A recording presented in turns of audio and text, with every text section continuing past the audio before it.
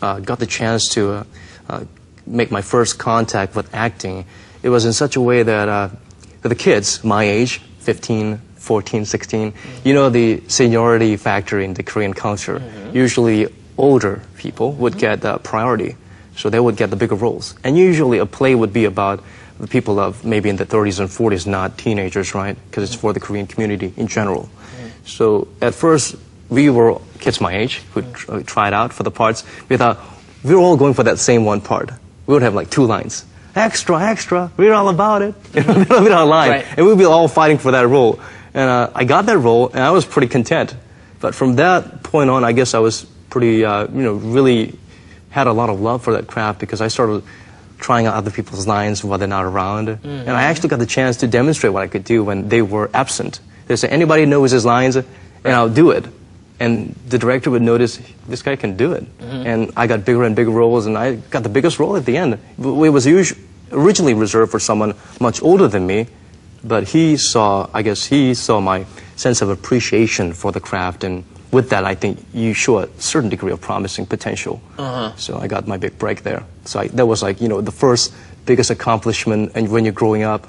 Well, what was it? What was that big break? It was a big role. Big role in a play? In a play, there for the Korean community.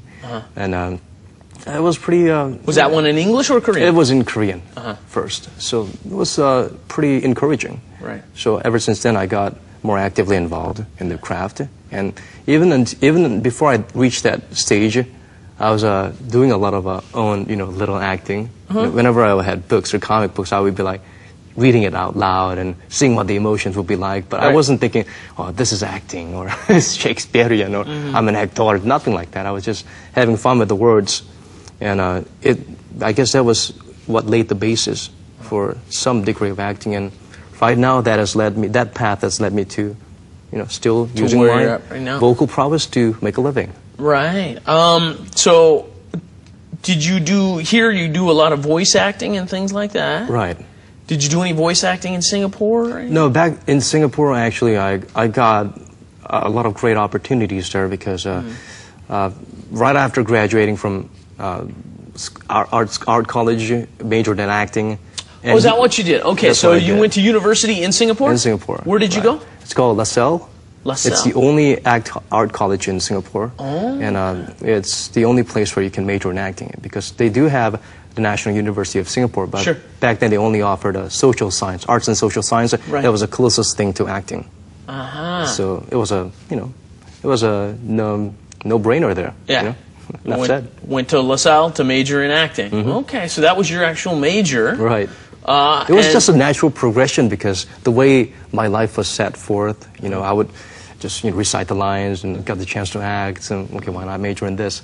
The great thing about my opportunity, my decision there was what my sister had. My sister, I'm more like a realist. Not a very artsy soul, I think. Okay. I'm not an artist at heart. Really? I think I have certain emotional tools that I can harness and make use of, which makes me a decent voiceover artist. Okay. But I'm not, those Zen masters out there, nowhere near those guys. But my sister, in contrast, she's a very, very talented artist, gifted even. Older sister, younger sister? Older sister, 2 years older than me. She used to paint, and she actually, wanted to paint. And my parents were kind of concerned because, starving artist. So they thought maybe they would negotiate a little bit, let her do what she wants, but at the same time would not have to worry about her future. Right. So they got her into graphic design. But then later she wouldn't get a job in graphic design or wouldn't keep a job because she wasn't happy with it. In the end, she ended up working in film. She became a film director in Singapore. Okay. And I didn't know what that was about. But this is what my dad told me. The reason why your sister wants to film is pretty simple. You get to paint 24 pictures 1 second. You know how film is 24 frames per second? Right. And then it hit me. And then it hit them. They realized you got to let the kids do what they want because eventually they'll find a way to do it anyway. No reason to try and interfere with that. Okay. So they just let me, son, what do you want to do? Do it. I was like, acting, because I've been doing it. I wasn't really thinking about it, so it was a pretty natural progression there. I hear you had some other great acting gigs in Singapore? It's kind of embarrassing when I look at it, just like how if you look at, something you did like 10 years ago, something's not really right there. Sure. I actually got a chance to jump right into the field right after graduation. I was really fortunate because I believe I've been, turned down to like 1,001 auditions while I was in school. So I was maybe thinking maybe I should, get another degree or something. But this all snowballed into something by the time I graduated. Well, I got a part in a musical, and it didn't even require me to sing. Not much of a singer. Right. And apparently it was because the casting directors and the people who auditioned me before saw some potential in me, but they didn't get the chance to cast me because they didn't have the right role. Right. So that was pretty flattering. So, they liked me, but it's just that it's not that I wasn't good enough. It's just that they didn't have the time. It was all about timing. Yeah. And then straight after that, I also got another role. It was a lead role for a weekend drama serial, which was a pretty new experiment in Singapore because mostly they bring in, the American or other English-speaking nations' TV programs straight to their channel. So they rarely make local original TV series. So it was a bold move on their part, and even gutsier move for them to cast a foreigner for the lead role. But, I demonstrated to them. But were you cast as a Singapore? I was Singaporean. Playing a Singaporean. Right.